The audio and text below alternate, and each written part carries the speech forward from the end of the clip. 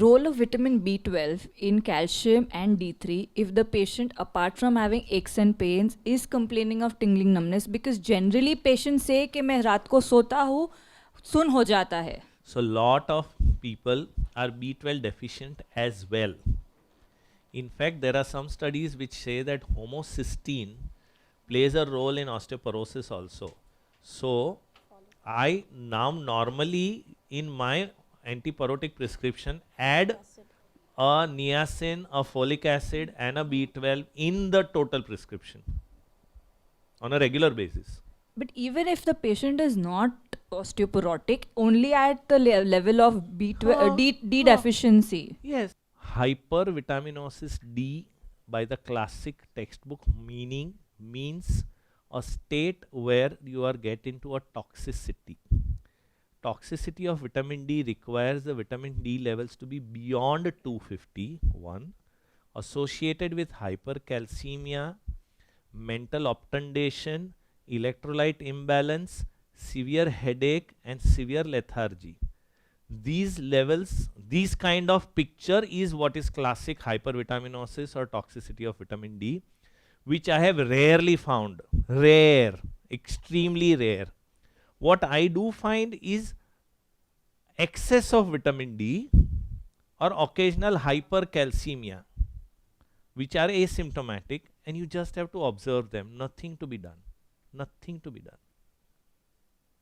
Only when they have real hypercalcemia and mental obtundation and electrolyte imbalance and all, then you need to hospitalize them, give them overhydration and use bisphosphonate, because that will take away the calcium away from the system.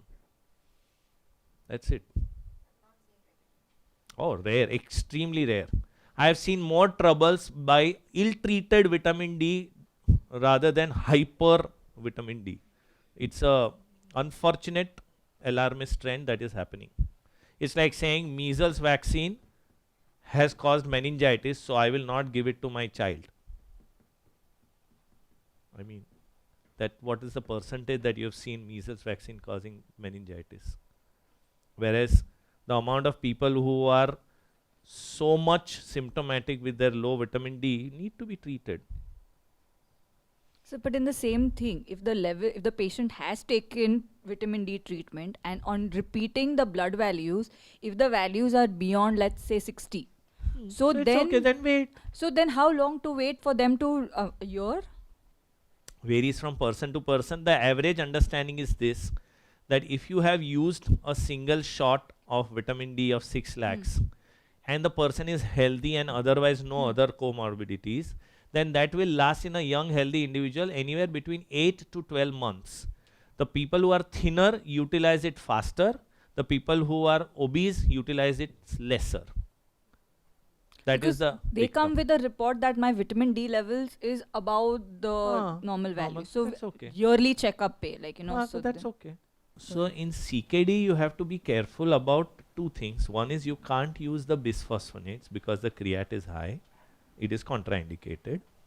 And these people tend to develop hypercalcemia or calciuria very fast. So just keep a watch on their creat and their calcium, serum calcium and creat levels, and do their urine routine. If they continue to show calciuria, then you'll have to stop the calcium and vitamin D that they are taking. And yes, you don't overload them with too much of vitamins. But lot of these people who are CKDs are also people who develop tertiary hyperparathyroidism. These people may require calcitriol because their hydroxylation of the kidney is gone, of the vitamin D. So the body, the osteoclast just can't use any vitamin D, though their vitamin D levels are replete. Because the vitamin D level normally done is 25 hydroxy, which is done by the liver. And 125 dihydroxy is done by the kidney. So times where their 25 hydroxy levels are normal, but they still show signs of osteomalacia as a tertiary hyperparathyroidism. In these cases, you have to do a 125 dihydroxy level. And if they show low, then you know you are sure about the hydroxylation lafda. Then you have to give them calcitriol separately. So only in these cases we have to use calcitriol. Otherwise, you can give arachital. Correct.